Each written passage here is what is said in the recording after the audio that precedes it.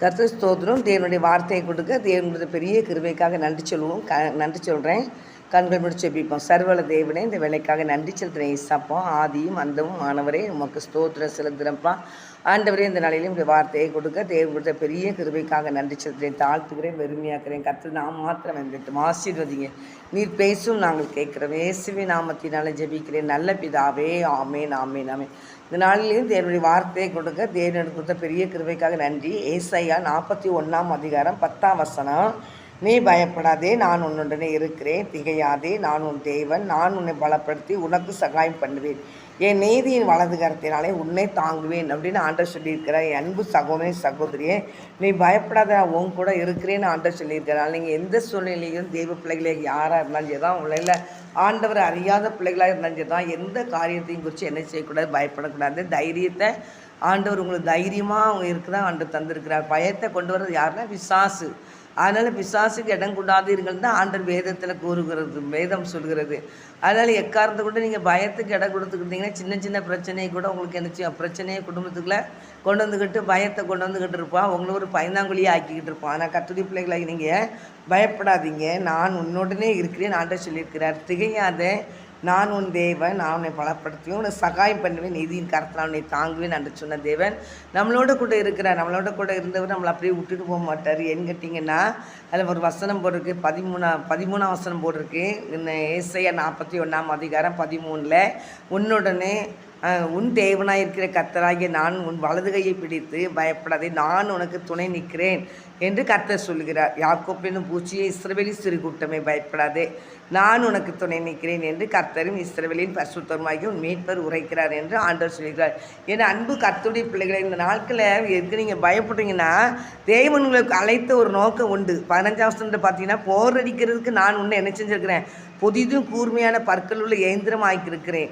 நீ மலைகளை மிதித்து நொறுக்கி குஞ்சுகளை பதற்கு என்ன செய்வேன் ஒப்பிடுவாய் அப்படின்னு ஆண்டவர் சொல்லியிருக்கிறார். உங்களை ஒரு பெரிய காரியங்களை உங்களை கொண்டு செய்ய போகிறாரு. அப்போ ஆண்டோடைய பிள்ளைகளாகி நீங்கள் என்ன செய்வீங்கன்னா, சாசுக்கு எதிர்த்து தான் நிற்கணுமே தவிர எந்த காரியத்தை குறித்து நீங்கள் பயப்படக்கூடாது, சோர்ந்து போகக்கூடாது, தளர்ந்து போகக்கூடாது, ஒரு நோயாளி போரி தானே என்ன செய்யக்கூடாது, காமிக்கக்கூடாது. அதனால் கர்த்தருடைய பிள்ளைகளாகி உங்களை போர் அடிக்கிறதுக்கு அவர் என்ன செய்கிறாரு, உங்களை புதிதும் கூர்மையான இயந்திரம் பற்களுள்ள இயந்திரமாக்குறாரு. நீங்களை மலைகளை மிதித்து நொறுக்கி குன்றுகளெல்லாம் என்ன செய்வீங்க, ஒப்பாக்கி போடுவீங்கன்னு ஆண்டவர் சொல்லியிருக்கிறாரு. எப்பேற்பட்ட காரியத்தை ஆனாலும் உங்களால் சாதிக்க முடியும்னு சொல்லியிருக்கிறாரு. ஏன்னு கேட்டிங்கன்னா, ஆண்டவர் சொல்கிறாரு, நான் உன்னோடு இருந்து செய்யும் காரியம் பயங்கரமாக இருக்குன்னு ஆண்டவர் சொல்லியிருக்கிறாரு. நீ பயங்கரமான காரியங்களை உன்னை கொண்டு நான் செய்வேன் இருக்கேன். அதனால் கர்த்தருடைய பிள்ளைகளாக நீங்கள் யாராக இருந்தாலும் சரி, எந்த காரியத்திலையும் எந்த சூழ்நிலையும் எதையும் குறித்து பயப்படாதபடி தைரியமாக நீங்கள் எழும்பி நின்னால் தான், அந்த கோழியாத்துக்கு முன்னால் தாவீது நின்னது போல் கர்த்தருடைய பிள்ளைகளாக யாராக இருந்தாலும் உங்களை கொண்டு முன்னால் கர்த்தர் நிறுத்துவார். அதனால் தேவ பிள்ளைகளாகி நீங்கள் எதையும் குறித்து என்ன செய்யக்கூடாது, பயந்து சோர்ந்துக்கிட்டீங்கன்னா கர்த்தருடைய ஊழியத்தை செய்கிறதுக்கோ கர்த்தருடைய பிள்ளைகள் சொல்கிறதுக்கோ என்ன செய்யலை, தகுதி இல்லை அப்படின்னு தான் நம்ம வேதத்தில் பார்க்க முடியும். அது தேவ பிள்ளைகளை நான் பார்க்க மாட்டேன், நான் எனக்கு முடியாதுன்னா உன்கிட்ட இருக்கிற கிரீடத்தை இன்னொருத்தங்களுக்கு கொடுத்துருவார் ஆண்டவர். உனக்குள்ள கிரீடத்தை பற்றி கொண்டிருக்க நீ ஜாக்கிரதை இருந்துருக்காரு. இன்னொருத்தங்க எடுத்துடக்கூடாது. வெளிப்படுத்தலில் போட்டிருக்க 2ஆம் அதிகாரத்தில் உன் கிரீடத்தை அர்த்தம் பெற்றுக்கொள்ளாதபடி நீ ரொம்ப ஜாக்கிரதைன்னு ஆண்டவர் சொல்லியிருக்கிற. உனக்கு என்ன காரியத்தை ஆண்டவர் அனுமதிக்கிற அந்த காரியத்தை செய்து தான் முடிக்கணுமே தவிர, அவர் சொல்ல சோம்பேறிகள் மேலே அவர் பிரியமாக இருக்கவே மாட்டார். ஆண்டவர் தேவனாய் கர்த்தர் உங்களை கொண்டு ஒரு காரியத்தை செய்யணும்னா உங்களை கொண்டு தான் கர்த்தர் செய்வார். ஆனால் தேவ பிள்ளைகளாகி நீங்கள் என்ன செய்யுங்க, பயப்படாதீங்க. கர்த்தர் உங்களோட கூட என்ன செய்கிறார், இருக்கிறாரு. எதையும் குறித்து கலங்காதீங்க. நல்ல ஜபம் பண்ணுங்கள். நல்ல ஜபம் பண்ணி தேவனுடைய பிள்ளைகளாக தேவ சேனையாக நீங்கள் என்ன செய்யணும், எழும்பி பிரகாசிக்கிற ஒரு விளக்காக நீங்கள் இருக்க வேண்டும் என்று ஆண்டவர் விரும்புகிறாரு.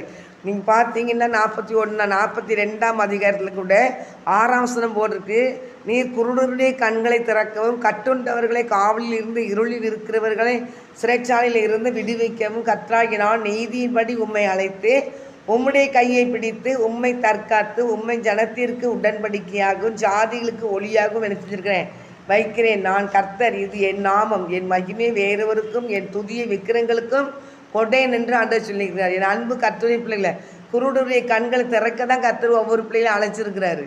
ஆண்டவர் யாரும் தெரியாமல் இருக்கிறாங்க. இயேசு கிறிஸ்து இந்த உலகத்துக்கு எதுக்கு வந்தாருன்னு தெரியாமல் இருக்காங்க. பின்தான் இந்த உலகத்தில் மனுஷங்களை படைச்சதுக்கு யார் படைச்சான்னு சொல்லி இன்னைக்கு மக்கள் நினைச்சுறாங்க, திக்கு முக்காடு அடிக்கிட்டு இருக்காங்க.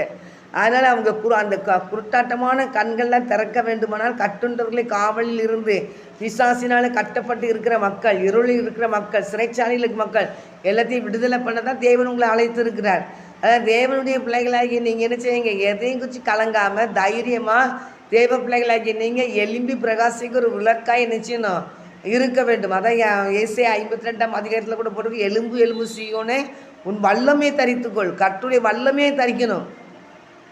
அது அவர் சமூகத்தை நித்தம் தேடுங்கள் அப்படின்னு வசனம் இருக்கு. அவர் சமூகத்தை நித்தம் தேடுங்கள், அவர் வல்லமே தரித்து கொள்ளுங்கள், நாடுங்கள், வல்லமே நாடணும்னு சொல்லி 105ஆம் சங்கீதத்தில் போட்டிருக்கு.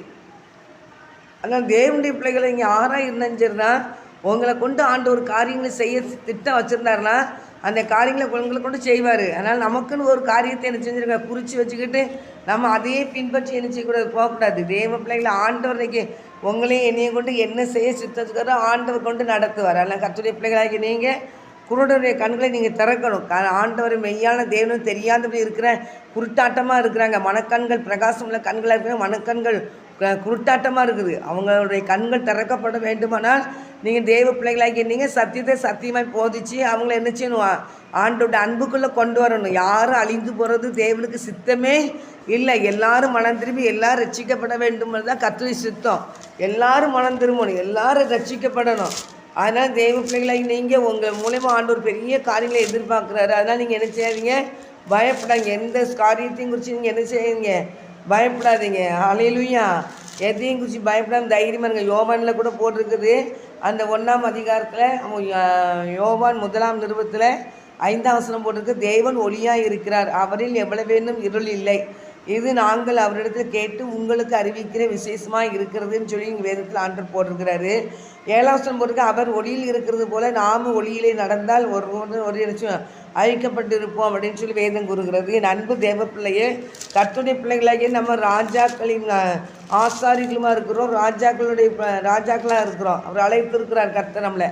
அதான் தேவ பிள்ளைகளாகி நீங்கள் என்ன செய்யக்கூடாதுங்கன்னா சோர்ந்து போகவே கூடாது, பயப்படக்கூடாது. கர்த்தர் உங்களை கொண்டு ஒரு பெரிய காரியங்களை இருக்கிறாரு, செய்ய அவர் சித்தமுள்ள தேவனாக இருக்கிறார். அதனால் தேவ பிள்ளைகளாகி நீங்கள் அவருடைய ராஜாக்களாக ஆசாரியர்களாக நம்மளை தெரிந்து கொண்டிருக்கிறார். அது மாத்திரம் இல்லை, அந்த காலத்தில் இருக்கிற இவங்களெல்லாம் மக்களை புண்ணியங்களை அறிவிக்க முடியும் நினைச்சார், நம்மளை அழைத்திருக்கிறார்.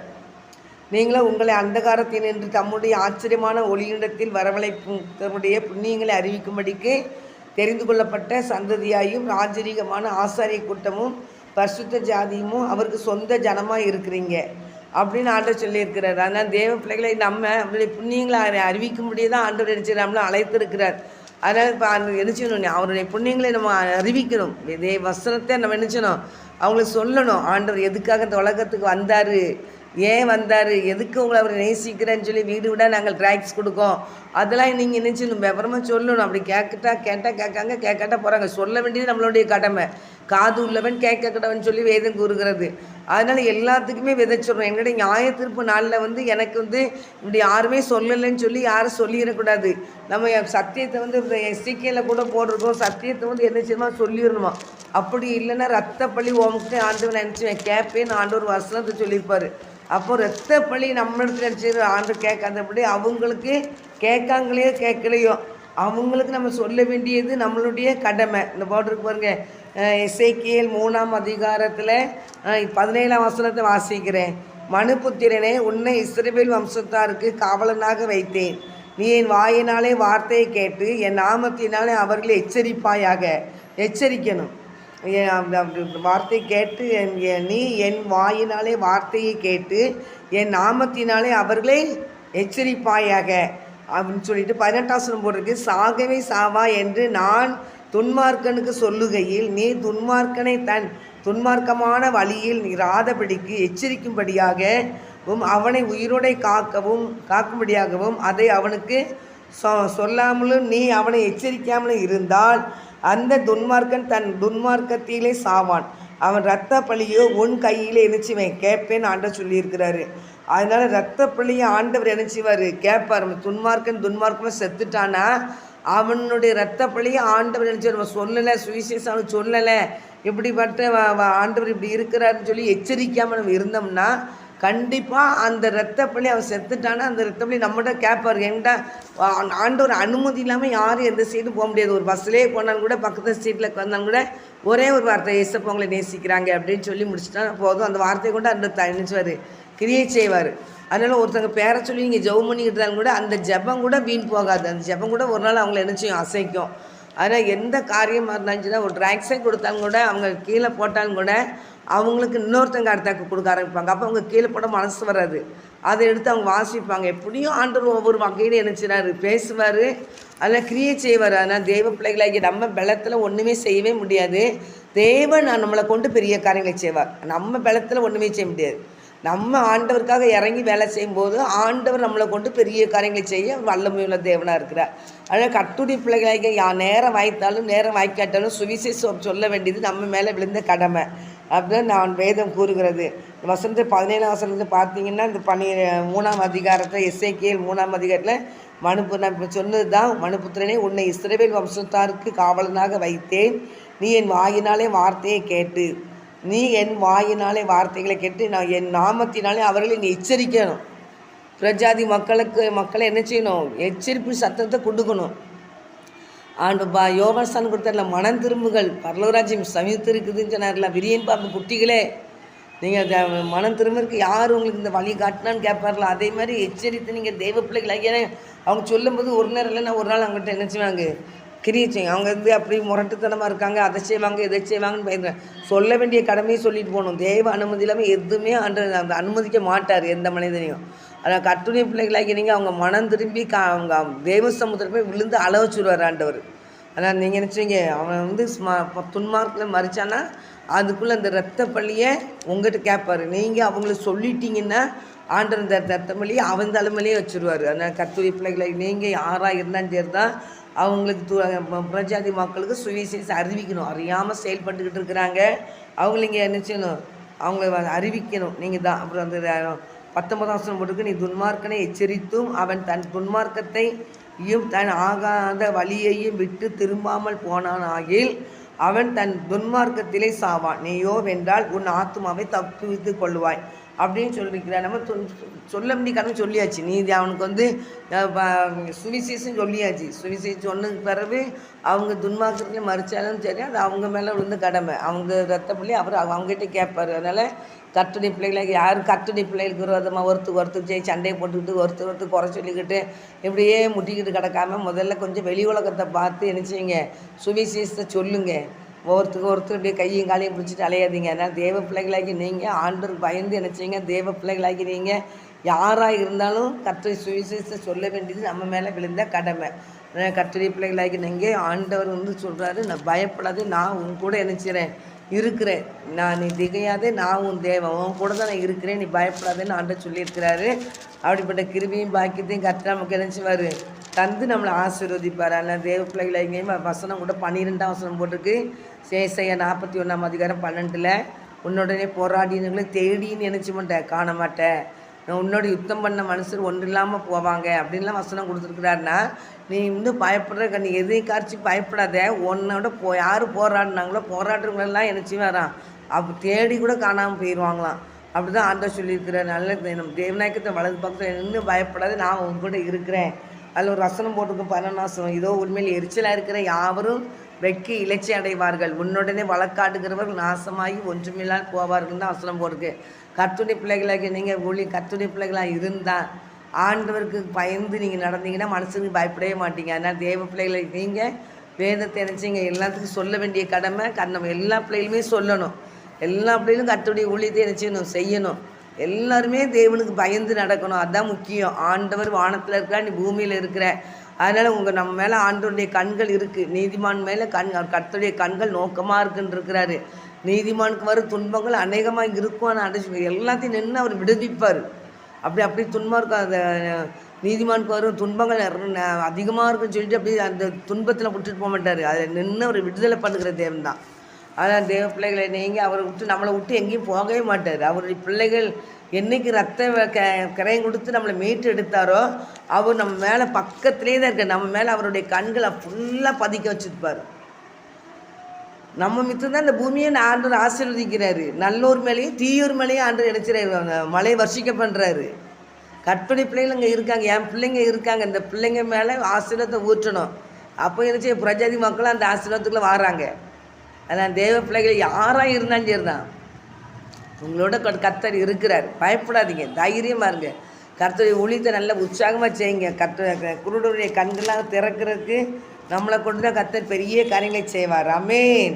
ஏசாயா 42ஆம் அதிகாரத்தில் கொண்டு 16ஆம் வசனம் போட்டிருக்குது.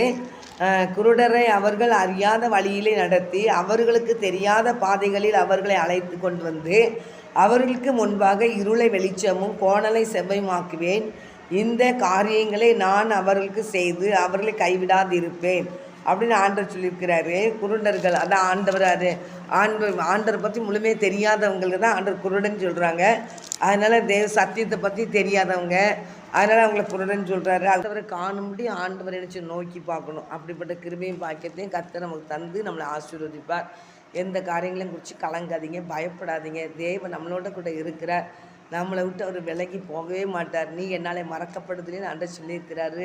யாக்கோபே இஸ்ரவேலே இவைகளை நினை அப்படின்னு சொல்லியிருக்கிறாரு. அவர் சொல்லியிருக்கிறாரு, நீ என் தாசன், நான் உன்னை உருவாக்கினேன், நீ என் தாசன் இஸ்ரவேலே, நீ என்னால் மறக்கப்படுவதில்லை அப்படின்னு நம்ம சொல்லியிருக்கிறாரு. உன் மீறுதலை மேகத்தை போலவும் பாவங்களை கார்மேகத்தை போலவும் அகற்றிவிட்டேன். உன்னிடத்தில் திரும்பு, என்னிடத்தில் திரும்பு, உன்னை நான் மீட்டு கொண்டேன் அப்படின்னு ஆண்டவர் சொல்லியிருக்கிறாரு. ஆனால் தேவ பிள்ளைகளாகிய நம்ம ஆண்டவருடைய பிள்ளைகளாக இருந்து தேவன் என்ன சொல்கிறாரோ அதை கேட்டு அதன்படி நடப்போம். கர்த்தர் இந்த ஊழியம் செய்கிறதுனால ஆண்டவர் நம்மளை வெறுமையாக்க மாட்டார். இந்த ஊழியம் செய்கிறதுனால ஆத்துமாக்களை கர்த்தர் நினச்சிவார், ரட்சிப்பார். நியாயத்தீர்ப்பு நாள் அன்னைக்கு நம்ம நியாயத்திற்கு அந்த இடத்துல போய் நிற்கும்போது, நியாயத்தீர்ப்பு அன்னைக்கு போயிருக்கும்போது, நீங்களும் நானும் செய்த ஊழியத்தின் வித்தம் மக்களை யாரெல்லாம் ரட்சித்தார் ஆண்டவர், யாரை சந்தித்தார், யார்கிட்ட பேசினார், எல்லா மக்களையும் இந்த ஆண்டு நியாயத்திற்குள்ள கூட நிப்பாட்டுவார். உங்கள் மித்தம்தான் இந்த ஊழியத்தை மக்களை ரட்சித்தேன் அப்படின்னு சொல்லுவார். சுவிசேஷி சொன்ன பிள்ளைகளுக்கெல்லாம் கிரீடம் வைத்திருக்கிறாரு. ஆண்டோடைய ஊழியத்தை செய்கிற பிள்ளைகளுக்கு, ஆண்டருக்காக பாடுபட்ட பிள்ளைகளுக்கு எல்லாத்துக்கும் ஆண்டவர் கிரீடம் வச்சுருக்கிறாரு. ஆனால் நீதியின் கிரீடத்தை வச்சுருக்கிறாரு, வாடாத கிரீடத்தை வச்சுருக்கிறாரு, ஜீவ கிரீடத்தை வச்சுருக்கிறாரு, நிறைய கிரீடத்தை ஆண்டவர் வச்சுருக்காரு. நம்மளே கையில் கர்த்தருடைய கையில் அலங்காரமான கிரீடமாக இருக்குன்னு தான் ஆண்டவர் சொல்லியிருக்கிறார். கர்த்தருடைய ஊழியத்தை செய்கிற எல்லா பிள்ளைகளும் ஏசப்படைய காரத்தில் அலங்காரமான கிரீடமாக நம்ம நினச்சிடும் இருக்கிறோம். அதனால் கர்த்தருடைய பிள்ளைகளாக யாராக இருந்தாலும் அவருடைய கருத்தில் நம்ம அலங்காரமான கிரீடமாக நம்ம இருக்கிறோங்கிற ஒரு எண்ணம், ஒரு சந்தோஷம் நமக்குள் இருக்குமானால் எதையும் குறித்து நம்ம பயப்பட மாட்டோம். என்கிட்ட எங்கே இருக்கிறோம்? நம்ம கர்த்தருடைய கரத்தில் இருக்கோம். கர்த்தருடைய கரத்தில் இருக்கிறோம். உன்னை என் உள்ளங்கையில் வரைந்திருக்கிறேன்னு சொன்ன தேவன், உன் மதியில் எப்பொழுதும் எனக்கு முன்பாக இருக்கேன்னு சொன்ன தேவன், அது மாத்திரம் ஸ்திரியானவள் மறந்தாலும் நான் உன்னை மறக்க மாட்டேன்னு சொன்ன தேவன் நம்மளோட கூட இருக்கிறார். நமக்கு முன்பாக இருக்கிறார். தேவ பிள்ளையே, நீ அசைக்கப்படுவதில்லை என்று கர்த்தர் சொல்லியிருக்கிறார். நீ வெட்கப்படுவதில்லை என்று சொல்லியிருக்கிறார். என் ஜனங்கள் நான் அளிக்கு நன்மையினால் திருப்தி ஆவார்கள் சொல்லியிருக்கிறார். தேவ பிள்ளையே, கர்த்தருடைய ஆசீர்வாதத்தினால், கர்த்தருடைய நன்மையினால் திருப்தியாய் கர்த்தர் நம்ம ஒவ்வொரு பிள்ளைகளையும் வைக்க போகிறார். கர்த்தர் உங்களையும் உங்கள் குடும்பங்களையும் கர்த்தர் ஆசீர்வதிப்பாராக. ஆமேன், ஆமேன், ஆமேன், ஆமேன்.